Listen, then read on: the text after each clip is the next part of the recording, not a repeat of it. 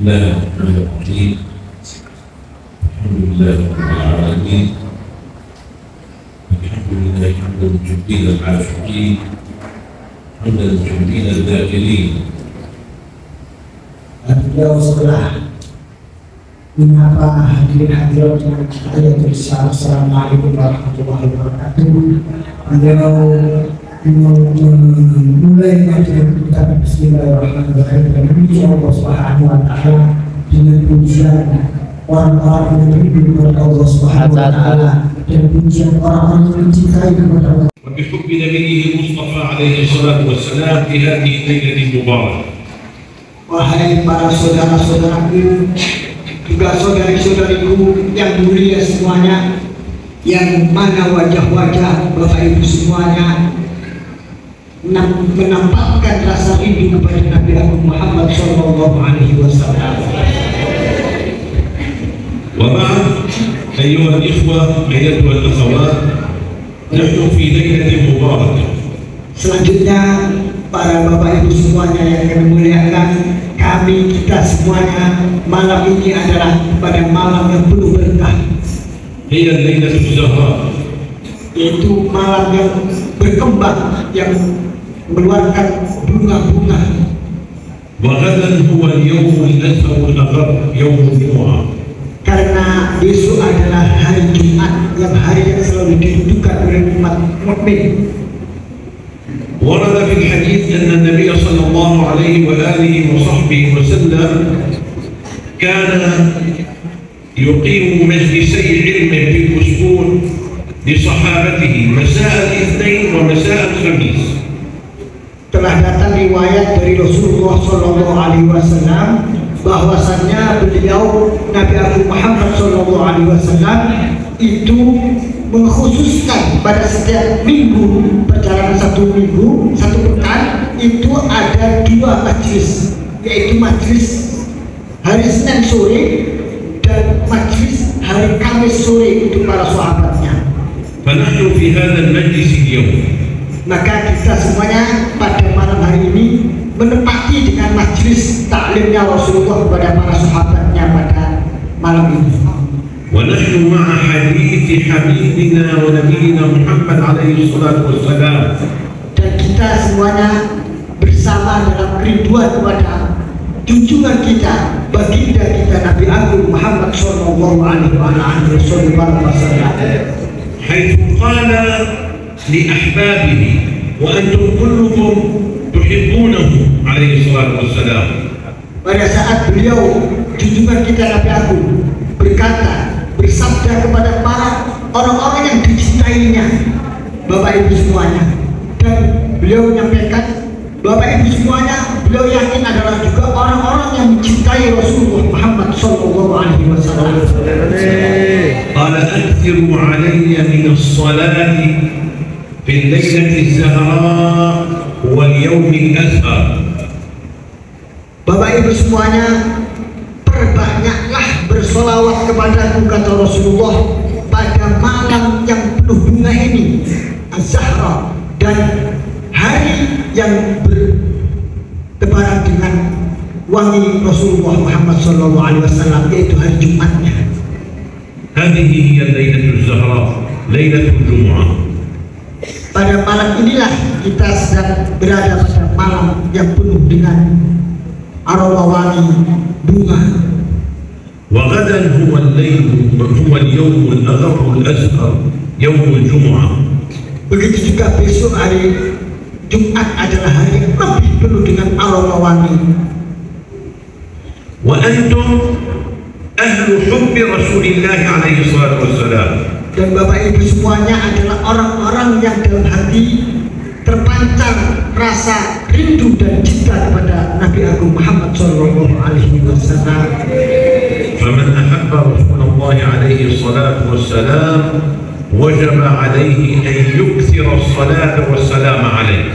Maka barang siapa merasakan, menyatakan mencintai kepada Nabi Agung Muhammad Sallallahu Alaihi Wasallam, maka wajiblah kiranya untuk memperbanyak mengirim sholawat, menghaturkan sholawat kepada beliau pada malam hari ini terutama dan besoknya.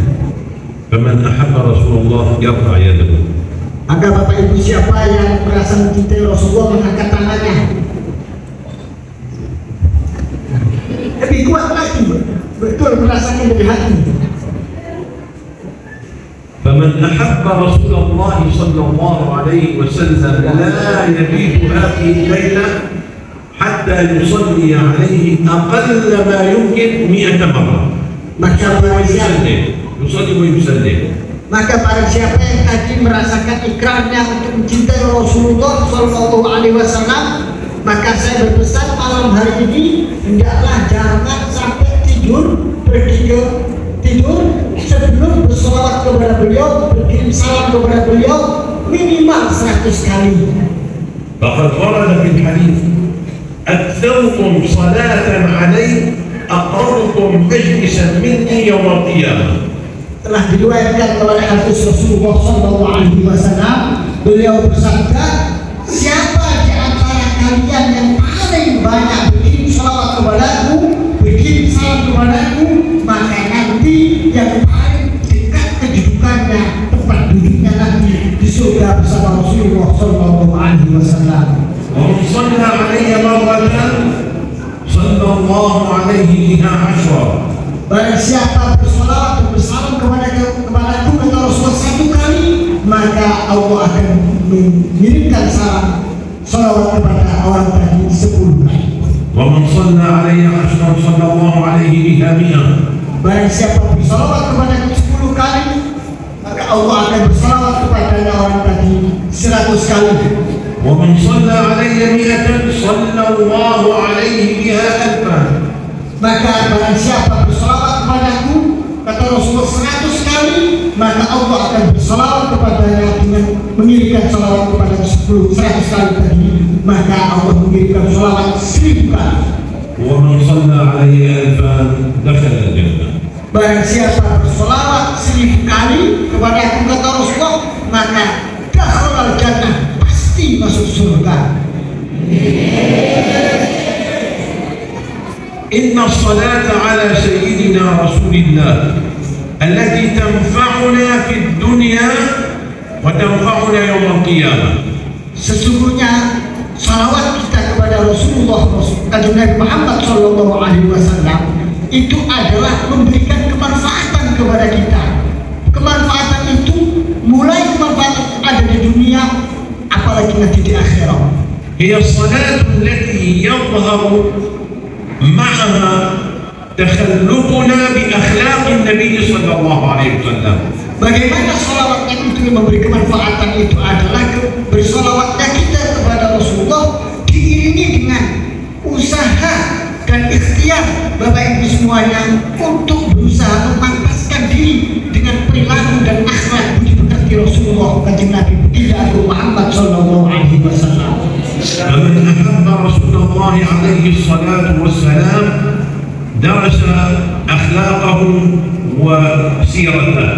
Maka barang siapa mencintai Rasulullah Baginda Nabi Muhammad Shallallahu Alaihi Wasallam, hendaklah mempelajari bagaimana perjalanan hidup beliau, bagaimana perilaku dan akhlak budi pekerti beliau. وتخلق بأخلاقه عليه الصلاة والسلام في كل أمور حياته. Dan berusaha menerapkan akhlak-akhlak beliau di dalam kehidupan kita. الذي يحب رسول الله ويكثر الصلاة عليه. Maka orang yang mencintai baginda Nabi Muhammad Shallallahu Alaihi Wasallam dan mengagungkan beliau, يبر والديه maka hendaklah senantiasa berbakti kepada kedua orang tuanya, أمك وأبوك، yaitu ibu, bapak, ibu semuanya, maupun bapaknya dan bapak ibu semuanya. لا تنسى أنهما مفتاح باب الجنة. Jangan kalian lupakan bapak ibu semuanya bahwa beliau berdua, bapak ibu kita, adalah pintu kunci masuk kita kepada surga. قال رجل لسيدنا رسول الله عليه الصلاة والسلام. Suatu ketika ada seorang pemuda berkata kepada Rasulullah, matur menyampaikan curhatnya kepada Rasulullah sallallahu alaihi wasallam. Ya Rasulullah, man ahaqqun nasi bi husni suhbati? Wahai utusan Allah, siapa orang yang semestinya yang paling harus aku prioritaskan, aku dahulukan, aku utamakan untuk saya memperbaiki hubungannya? Qala alaihi salatu wassalam ummuk. Qala thumma man? Qala ummuk. Qala thumma man? Qala ummuk. Beliau bersabda Rasulullah, yaitu ibu kamu. Kemudian orang tadi bertanya, siapa lagi Rasulullah? Ibu kamu. Kemudian orang tadi masih bertanya, siapa lagi Rasulullah? Ibu kamu, kata Rasulullah SAW. Qala thumma man? Qala abuk. Kemudian ditanyakan lagi, siapa lagi Rasulullah? Kemudian Rasulullah baru menjawab, kemudian bapak kamu, ayah kamu. Birrul walidain hada min ahammi asbab sa'adati dunya wal akhirah. Maka berbakti, berbuat baik, berderma, berbakti yang mulia kepada orang tua, kedua orang tua adalah kunci kebahagiaan orang mukmin di dunia maupun di akhirat. ولا يظنن عاق أنه يدخل الجنة. Dan jangan bermimpi seorang yang durhaka kepada orang tuanya akan bisa masuk surga. فليعمل العاق ما شاء أن يعمل، يعني من الأعمال الصالحة، فلن يشم رائحة الجنة. Maka bisa jadi orang yang punya banyak amal kebaikan apapun, berhaji, bersolat, berzakat, berpuasa, tapi dia masih berdurhaka kepada orang tuanya, maka jangan berharap akan bisa mencium aroma surgawi nanti di akhirat. وقد قدم سيدنا رسول الله صلى الله عليه وسلم بر الوالدين على الجهاد في سبيل الله.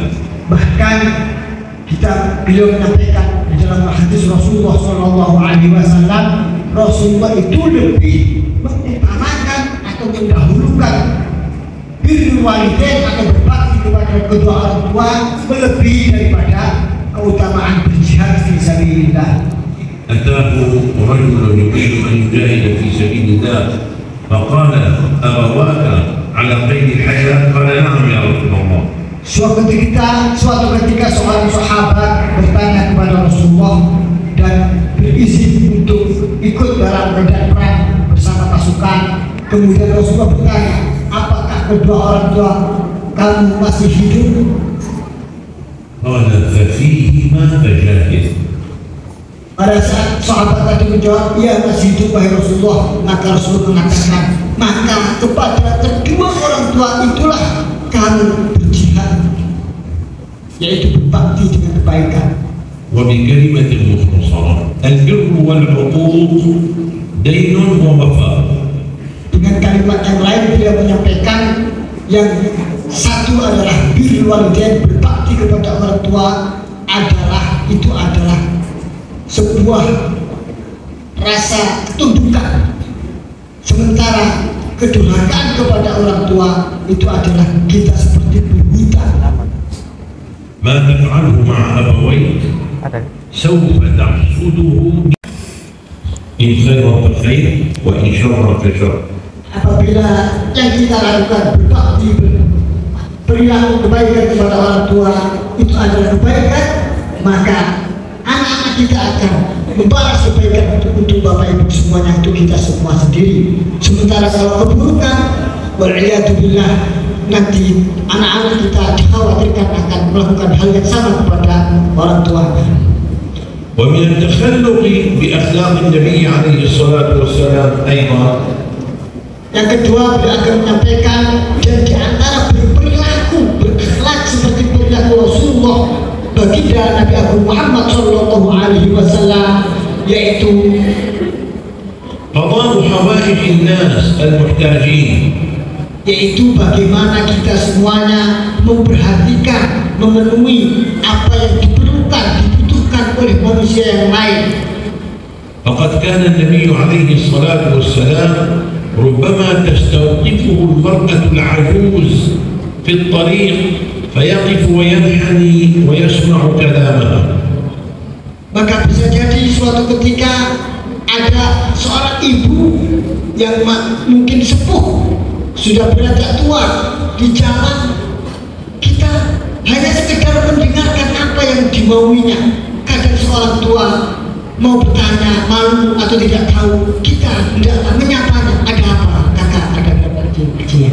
ويمشي معها يقضي لها حاجتها. Dan kemudian kalau kita mampu untuk memenuhi kebutuhannya, kita penuhinya. Misalkan mau apa, menyeberang jalan atau ingin beli apa, kita tidak dia punya uang, kita mampu kita belikan. وربما استمع لطفل أو طفلة صغيرة. Atau barangkali kita melihat di jalan ada seorang anak kecil atau dua anak kecil yang ada di perjalanan. وكان يحب ملاطفة الأطفال. Dan Rasulullah SAW sangat mencintai melakukan suatu interaksi terhadap anak-anak kecil, الذكور والإناث.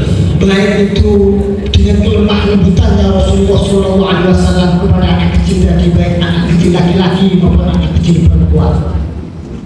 كان لسيدنا أنس بن مالك أخ صغير. Suatu ketika Sayyidina Anas bin Malik itu mempunyai saudara yang masih kecil. فلما زاره النبي صلى الله عليه وسلم رآه يبكي.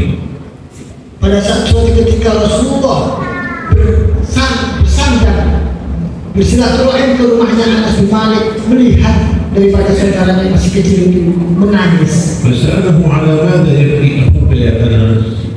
Kemudian Rasulullah bertanya kepada Sayyidina Anas, wahai Anas, kenapa saudara kamu menangis? كان له رسول صغير فمات فهو يبكي من أجله. Begini wahai Rasulullah, ini saudara kecil ini mempunyai seekor burung bereja kecil yang dirawatnya kemudian meninggal, maka dia bersedih hati dan menangis. فصار النبي صلى الله عليه وسلم كلما رآه يقول له يا حميد ما فعل النغير. النغير اسم العصفور.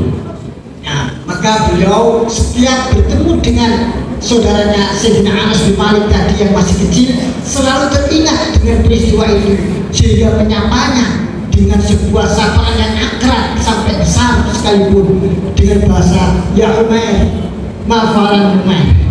Wahai Umair, apa yang terjadi dengan Numair? Numair itu anak kecil daripada seekor burung.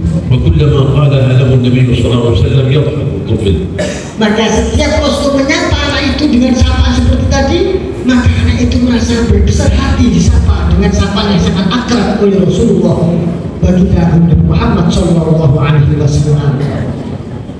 وكان يمشي سيدنا رسول الله صلى الله عليه وسلم في بعض أزقة المدينة المنورة يوما. Begitu juga, ini adalah salah satu akhlak Rasulullah yang akan beliau sampaikan kepada kita, sampaikan kepada kita. Pada saat Rasulullah berjalan-jalan di pelosok-pelosok gang-gang atau sudut-sudut kota Madinah. وإذ ببنيات صغيرات يظهرن له يهتفن له يغنين له صلى الله عليه وسلم. يغنين النبي صلى الله عليه وسلم. بنات صغار بنات صغيرات. Kemudian beliau pada sudut-sudut kota itu bertemu dengan anak-anak kecil perempuan, yang anak-anak itu menyapa Rasulullah dengan lantunan-lantunan senandung rasa kagum, rasa cinta kepada Rasulullah. جلد النبي صلى الله عليه وسلم يعني أقص حتى صار وشه مقابل وجود الدين. Kemudian Rasulullah disapa dengan senandung lagu seperti itu. Rasulullah memerlukan untuk merunduk, duduk, sehingga jarak tinggi antara Rasulullah dengan yang menyapanya itu menjadi sama. وقال لهم أما تحببنني. Kemudian Rasulullah menyapa mereka, menebar senyum kepada anak-anak kecil tadi. Wahai anak-anak kecil, apakah kalian juga mencintai aku? قلنا إيه والله يا رسول الله. Mereka anak-anak perempuan kecil tadi dengan memastikan, ya pastilah wahai Rasulullah, kami mencintai engkau. قال الله يشهد أن قلبي يحببكم. Maka Rasulullah mengatakan, Allah menyaksikan bahwasanya hatiku pun mencintai kalian semuanya. هذه أخلاق النبي عليه الصلاة والسلام حتى مع الصغار. Inilah yang kita pelajari dari akhlak budi Rasulullah Sallallahu Alaihi Wasallam, bahkan kepada anak-anak kecil sekalipun. ومن أخلاقه عليه الصلاة والسلام مع أعدائه أعداء الإسلام. Karena beliau akan meriwayatkan kepada kita, mengkhabarkan kepada kita bagaimana akhlak budi pekerti agung Nabi Muhammad SAW kepada orang-orang yang memusuhinya, dan itu juga musuh-musuh agama. ما كان يقابل السيئة بسيئة. Rasulullah tidak pernah membalas keburukan yang ditimpakan oleh mereka kepada Rasulullah dengan keburukan yang semacamnya. فقد كان يوما عليه الصلاة والسلام راجعا من بعض الغزوات فقال لأصحابه اثبتوا هنا وذهب ينام تحت شجرة وحده عليه الصلاة والسلام.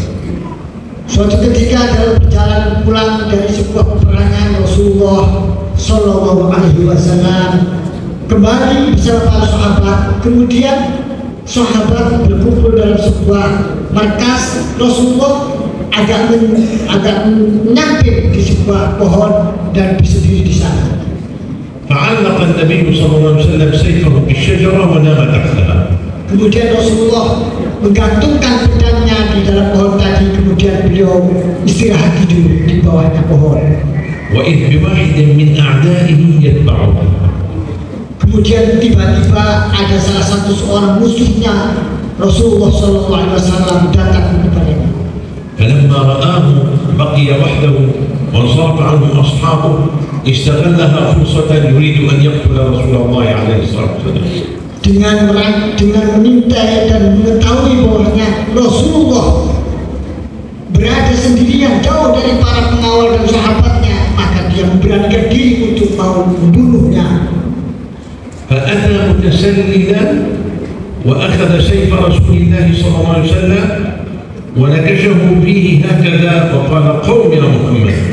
Kemudian setelah mengintai dari jauh dan berhasil mendekat, mengambil pedang Rasulullah, dan pedang itu dihunuskan kepada badan atau tubuh Rasulullah dengan mengatakan, bangun wahai Muhammad.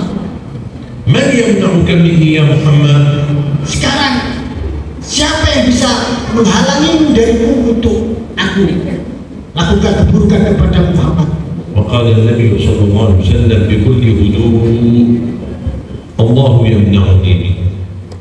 Allah, Rasulullah Sallallahu Alaihi Wasallam dengan penuh tenang, dengan penuh keteduhan menjawab dengan senyum bahwasanya Allah Rabbul Alamin yang akan menolongku dari siapapun termasuk dari kamu. فيبست يده وسقط السيف من يده. Dengan jawaban itulah seorang musuh tadi itu menjadi gemetar dan kemudian berbalik, pedangnya terjatuh karena gemetaran tadi. فقام النبي عليه الصلاة والسلام وأخذ السيف وقال له أنت من يمنعك مني الآن. Sekarang pedang itu diganti, diambil oleh Rasulullah Sallallahu Alaihi Wasallam. Kemudian disampaikan kepada orang tadi itu, kamu sekarang siapa yang bisa mencegahmu dari saya sekarang? فقال يا محمد كن خير آخر. كن خير آخر يعني لا تؤاخذني سامحني. Kemudian dia tidak bisa menjawab apa-apa kecuali, wahai Muhammad, jadilah orang yang berbelas kasih kepada saya, maafkan saya, mohon ampuni saya. فقال أتسلم؟ قال لا. Rasulullah berkata, engkau apakah seorang muslim? Dia menjawab, tidak, saya tidak muslim. ولكن أعاهدك على أن لا أقاتلك ولا أعين عليك أحدا يقاتلك. Tetapi saya berjanji untuk wahai Muhammad untuk tidak أن لا أقاتل ولا أعين أحد يقاتل. هذا الرجل قال للنبي عليه الصلاة والسلام. Beliau kemudian, pemuda tadi itu berjanji, walaupun saya tidak muslim, tapi saya berjanji, berkomitmen untuk tidak memerangi lagi, tidak membunuh lagi, dan tidak membantu siapapun orang yang akan mencelakaimu atau memusuhimu. وذهب إلى قومه قالوا أين كنت؟ قال جئتكم من عند خير الناس. Dengan peristiwa tadi itu, pemuda tadi kembali kepada kaumnya dan teman-temannya, kaumnya, kelompoknya penasaran, dari mana kamu kok tidak kelihatan beberapa waktu. Dia menjawab, saya datang bertemu dengan sebaik-baiknya manusia. ومثل هذه الحادثة مع رسول الله صلى الله عليه وسلم حوادث كثيرة حصلت معه. Dan kemudian beberapa peristiwa-peristiwa yang terjadi banyak sekali bersama Rasulullah SAW. وهو يعفو عن أعدائه. Bagaimana Rasulullah mengampuni musuh-musuhnya. وفي هذا درس لنا جميعا. Dari ini kita mendapatkan banyak pelajaran untuk kita semuanya. قال الله سبحانه وتعالى خذ العفو. Allah berfirman dalam ayat Quran, khudil afwa, berikanlah pengampunan. وقال والعافين عن الناس. Dalam ayat yang lain Allah Subhanahu wa taala berfirman mencirikan kepada orang-orang beriman kepada Allah, yaitu orang-orang yang senantiasa memaafkan kepada manusia, bukan hanya kepada saudaranya saja, bukan hanya kepada saudara seiman, aninnas, kepada semua manusia. كان واحد من آل بيت سيدنا رسول الله صلى الله عليه وسلم قد أولم وليمة ودعا أصحابه إليها. Suatu ketika salah seorang keluarga daripada Nabi Agung Baginda Muhammad Sallallahu Alaihi Wasallam mengadakan sebuah jamuan dan mengundang para sahabat-sahabatnya. وبينما الخدم عنده يضعون الطعام للضيوف. Pada saat orang yang melayaninya yaitu asisten-asistennya datang menghantarkan jamuan kepada para tamu. كان خادم من الخدم يحمل وعاء فيه مرق ساخن جدا جدا. Suatu ketika di antara para pembantu pelayan tadi itu membawa mangkok yang di sana atau panci yang di sana ada kuah yang sangat panas. فتعثرت قدماه فوقع هو والمرق على طفل هو ابن صاحب الدعوة يعني بيت النبي عليه الصلاة والسلام. Apa yang terjadi kemudian?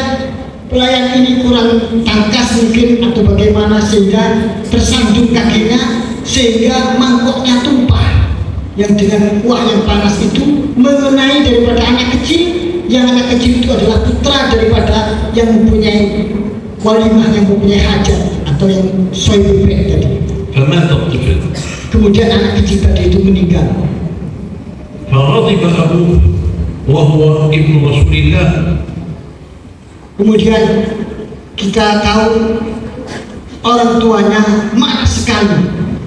فقال الخادم له يا ابن رسول الله اذكر قول الله تعالى. Maka pemuda tadi, pelayan tadi mengatakan, wahai anak Rasulullah, والكاظمين الغيظ. ingatlah dalam Al-Quran ada ayat wal kadhimin al-ghaidh, yaitu orang-orang yang menahan diri dari rasa amarah. قال كذبت غيظي. Kemudian Rasulullah berkata, saya menahan amarah saya. قال والعافين عن الناس. قال عفوت عنك. Kemudian bagaimana dengan ayat Al-Quran orang-orang yang mengampuni dari orang manusia yang lain? Rasulullah menjawab, saya telah mengampuni. قال أتمم الآية يا ابن رسول الله والله يحب المحسنين. Kemudian sempurnakan ayat itu, wahai هو صاحب الدعوة ابن النبي عليه السلام يعني من آل بيت رسول الله. Jadi yang keluarga yang punya rumah itu adalah masih keluarga Rasulullah. Beliau menyapanya dengan Ibnu Rasulullah Sallallahu Alaihi Wasallam. Dianggap sebagai putra Rasulullah. Ahlul Bait, mungkin habaib itu. Di situ dikatakan bagaimana dengan wal afina linnas. Kemudian maafkanlah kepada para manusia. Ahlul Bait tadi mengatakan, iya saya telah mengampuni manusia. قال أتمم الآية والله يحب المحسنين. Maka sekarang bagaimana dengan sempurnakan ayat tadi wahai Ahlul Bait? Oh iya, Ahlul Bait tadi menjawab, memang di dalam ayat itu belakangnya ada wallahu yuhibbul muhsinin, bahwasanya Allah itu mencintai orang-orang yang berbuat baik. Pelayan yang tadi berbuat kesalahan fatal tadi kepada salah satu keluarga ahli bait Rasulullah Muhammad SAW tadi, dengan menyampaikan ayat itu, berdiplomasi kepada ahli bait seperti itu, apa yang terjadi? Ahli bait tadi itu memberikan kepada pelayan tadi itu, sekarang kamu menjadi orang merdeka karena Allah Subhanahu wa taala. Hadhihi lamahatun sari'ah min akhlaq sayyidina Rasulullah sallallahu alaihi wasallam. Allahumma shalli alaihi wasallam. Ini adalah beberapa kisah-kisah yang mungkin ringkas, akan sangat panjang kalau disampaikan semuanya, tentang bagaimana budi pekerti, akhlakul karimah, perilaku mulia daripada Rasulullah sallallahu alaihi wasallam dan keluarganya. Wa alaikum an tarji'u ila ulama'ikum liyazidukum min akhlaqin Nabi sallallahu alaihi wasallam. Maka kalian semuanya yang hadirin hadirat hendaklah senantiasa menemui dan menyandingi daripada para ulama-ulama kalian, yang dengan bertemu dengan ulama itu kalian akan mendapatkan ilmu-ilmu tentang perilaku akhlak-akhlak mulia Rasulullah Nabi Muhammad sallallahu alaihi wasallam. فأخلاق النبي عليه الصلاة والسلام تحتاج إلى محاضرات كثيرة جدا جدا جدا. Maka kalau kita membahas tentang perjalanan kenabian dan perilaku mulia budi pekerti Nabi Agung Muhammad sallallahu alaihi wasallam, akan banyak membutuhkan tentang waktu yang sangat panjang dan pertemuan-pertemuan yang senantiasa perlu kita lakukan. والمسلم الحق من يدرس حياة وسنة سيدنا رسول الله صلى الله عليه وسلم ليتخلق بها. Orang muslim hakiki adalah orang muslim yang senantiasa berupaya, berikhtiar, berusaha untuk berperilaku seperti perilaku Nabi Agung Muhammad sallallahu alaihi wasallam. في طعامه، في شرابه، في نومه، في عبادته عليه الصلاة والسلام، وفي كل شيء من شؤون حياته. Baik saat kita di dalam melakukan jamuan makan, atau kita sedang makan, sedang minum, pada saat kita mau tidur, bahkan di dalam semua langkah-langkah nafas hidup kita.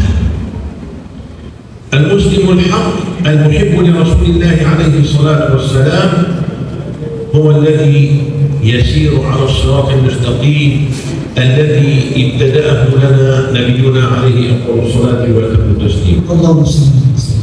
Seorang muslim yang hakiki adalah yang mencintai Rasulullah SAW dengan benar, adalah seorang muslim yang berusaha menetapi jejak langkah secara tepat terhadap langkah-langkah yang pernah dilakukan oleh Nabi Agung Baginda Muhammad sallallahu alaihi wasallam. هذا الصراط يبدأ هنا وينتهي على باب الجنة. Perjalanan itu Bapak Ibu semuanya, mari kita mulai sekarang ini, dari sini dimulai startnya bersama-sama kita. Insya Allah nanti kita bersama bertemu finish di surga Allah Subhanahu wa taala. فمن أراد أن تقل ذنوبه وسيئاته وتكثر حسناته فعليه أن يقتدي برسول الله عليه الصلاة والسلام. Allahumma shalli.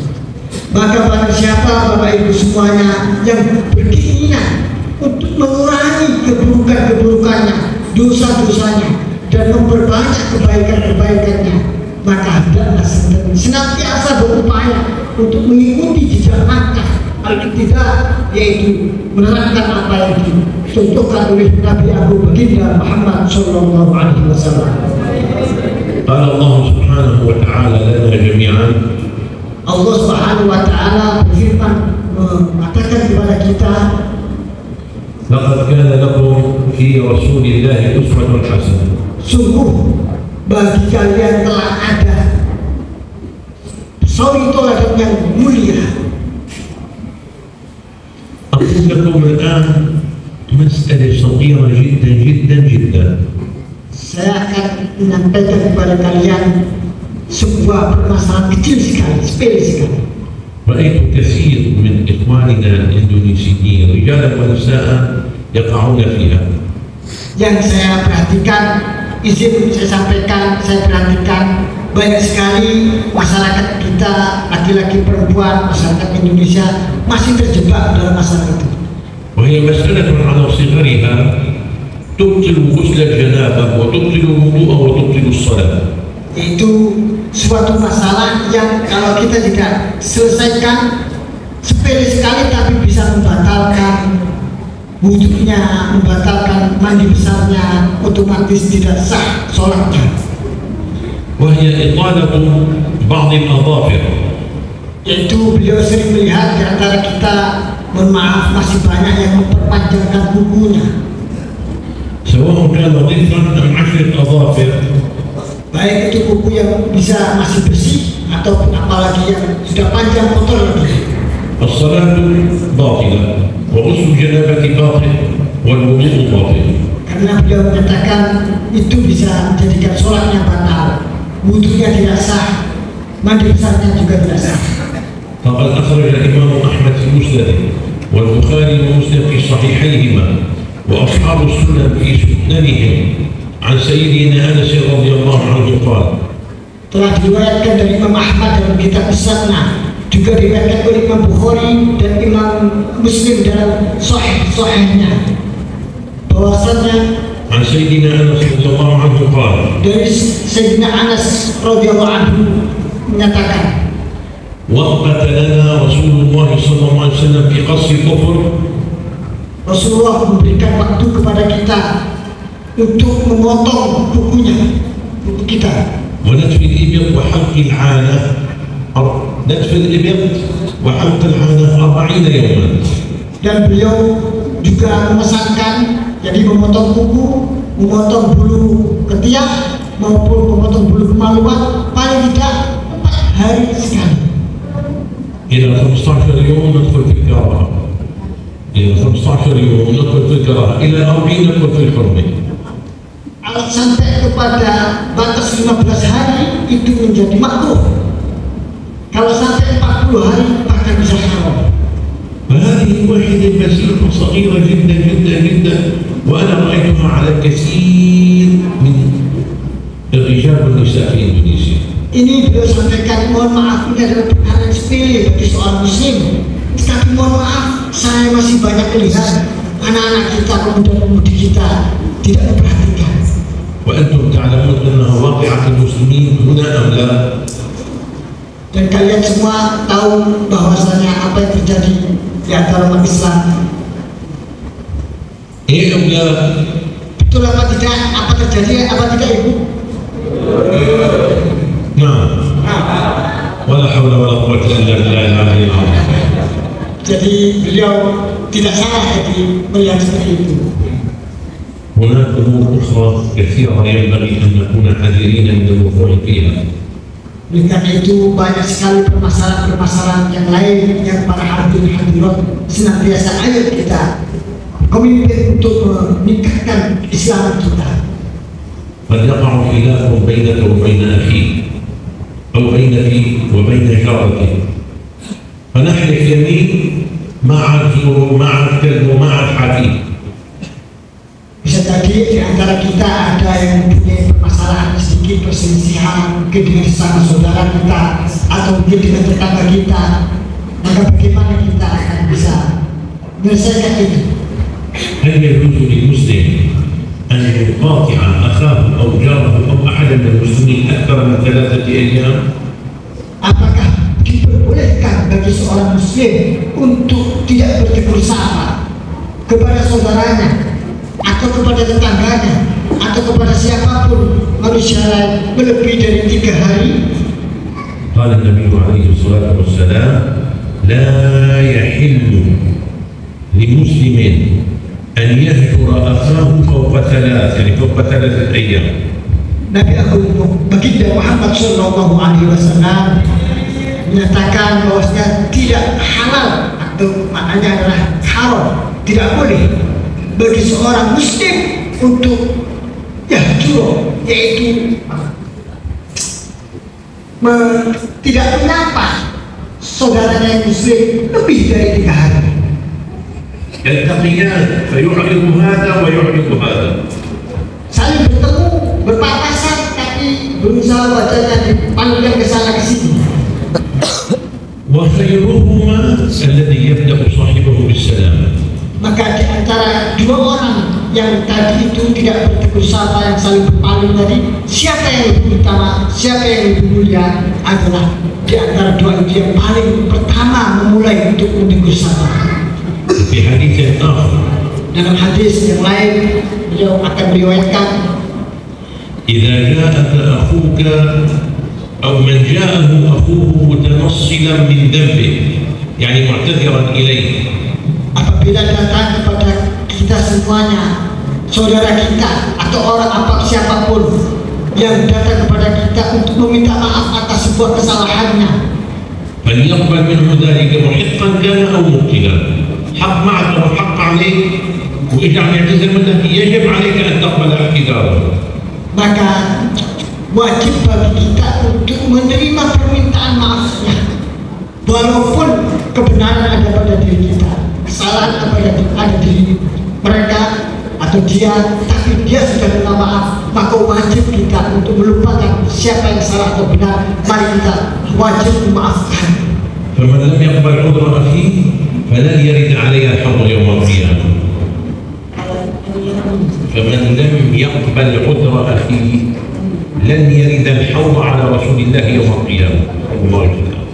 Maka barang siapa tidak mau memaafkan permintaan maaf saudaranya, beliau meriwayatkan hadis dari Rasulullah, falan yaridal hauda yaumal qiyamah, maka dia tidak akan pernah datang sampai على رسول الله يوم القيامة.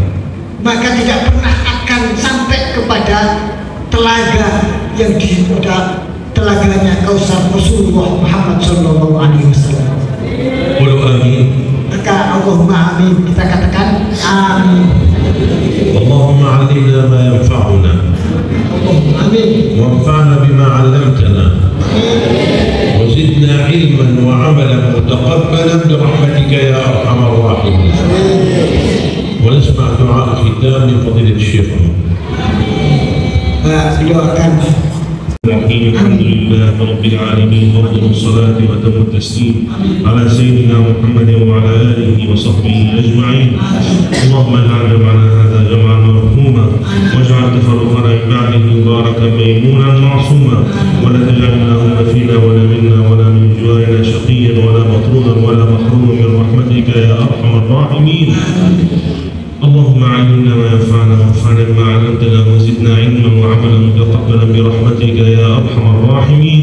اللهم صل على سيدنا محمد في الاولين، وصل عليه في الاخرين، وصل عليه في الملأ الاعلى الى يوم الدين، حتى نلقاك وانت راض عنا مولانا رب العالمين.